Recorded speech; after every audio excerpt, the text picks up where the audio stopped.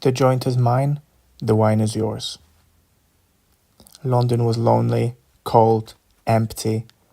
As soon as the sun went down and all the pint glasses were sprayed with boiling water inside silver industrial dishwashers, it was time for laptops and noodles. One of the most celebrated cities on the planet turned into an abandoned ship, drifting awkwardly through the cold, abysmal ocean. Sparkling, yet broken.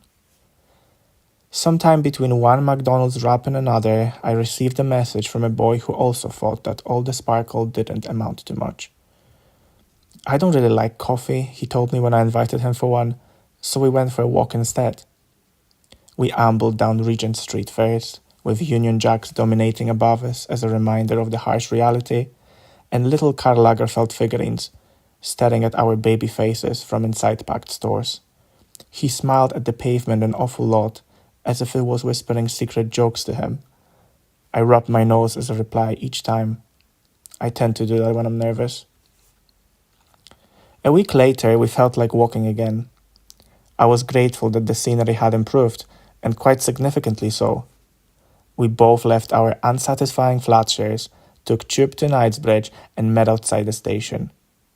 From there, we headed to Hyde Park, because it was warm, half dark, and difficult not to feel like we lived inside a 2010s movie about a group of friends who discovered themselves on a camping trip.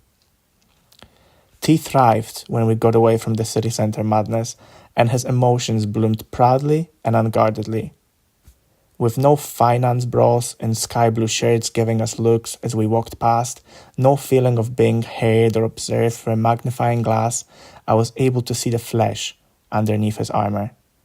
He opened up beautifully, and having survived hundreds of demoralizing cocktail parties, those masquerades marinated in nauseating red light, I appreciated that. "When are we going to go for a drink?" I asked him one time when my hand was at the back of his head, touching his brown curls. "I'm not really a big drinker, but I smoke weed," he replied. "I don't really do that," I then fed back. And those 1,000-year-old oak trees were my witnesses when he announced that there was something we could try next time. And I smiled. Another week had passed, and at the same time to the minute we met outside the tube station. Earlier on that day, when I was rolling about in my sheets with empty cans by the side of my bed, yeah, I know, he texted me to say that I should bring a bottle of wine with me. I chose white wine because it's more casual than red wine. The only thing worse than not being enough is being too much. That night in Hyde Park seemed the product of my loneliness-soaked late-night fantasies, daydreams that served as a vision board for my love life. The conversation flowed like the wine I had brought, as he told me about his uncle who managed a designer outlet in London's West End. That's where T worked. He shared the struggles with me, the metallic cruelty of his uncle's words, and the plans for the future. "I can't wait to graduate," he said. "If I keep living with them, I will never be able to be who I really am." He looked at me when he said that, and his pace had increased. A guy in a neon green running set had jogged past, and for a brief moment, we could hear hip-hop blasting in his headphones. I knew it made him anxious when someone was nearby, so I brought up Lust for Life, an album we both listened to a lot at that time. My cheap-ass screw-top Pinot Grigio was swinging from side to side inside my laptop bag. He had a joint tucked away behind his ear, partially covered by his thick mahogany locks. "Let's go there," he said, as he pointed towards a temporary fence panel, separating us from what looked like a daytime park cafe. It took a bit of convincing, but I agreed to jump the fence. And what a sweet summer treat it was, to sit by his side on that white plastic chair, the type on which only the best late-night conversations take place. He told me about Islam, his degree, Formula One. I gripped my bottle of wine tightly in my right hand, listening to his stories as the birds chirped away above us, like those flags on Regent Street a couple of weeks prior, yet with no assumed judgment or contempt. In my overwhelmed head, I kept asking myself if my Eastern European parents would ever accept him. I didn't think they had ever met a Muslim before. What would the priests in my local town say? Would they hate me even more? What would happen to the family dynamic if we were to ever make it work? I took a large, and I mean large, gulp of wine and turned my eyes in his direction.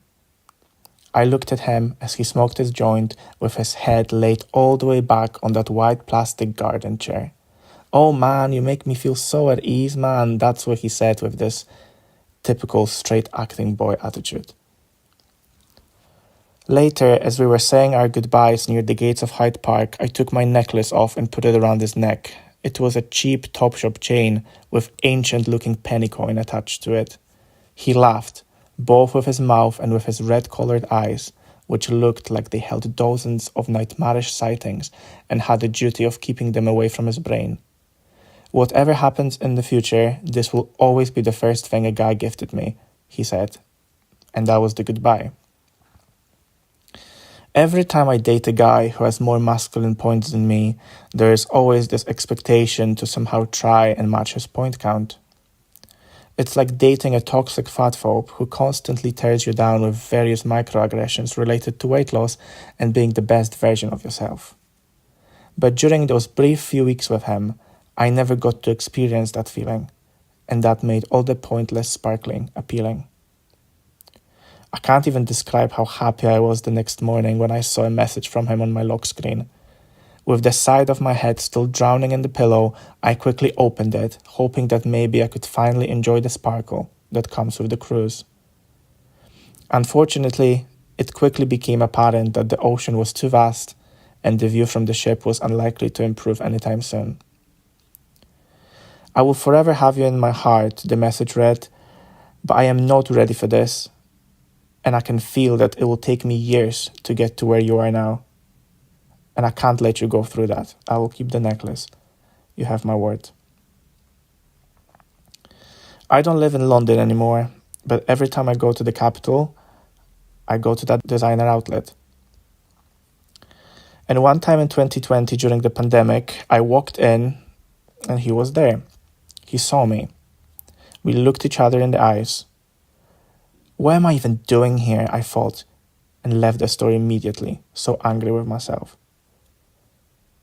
I stood in the middle of the street, unsure what to do, and a middle-aged guy in running gear jogged past, and for a brief moment, I could hear hip-hop blasting in his headphones.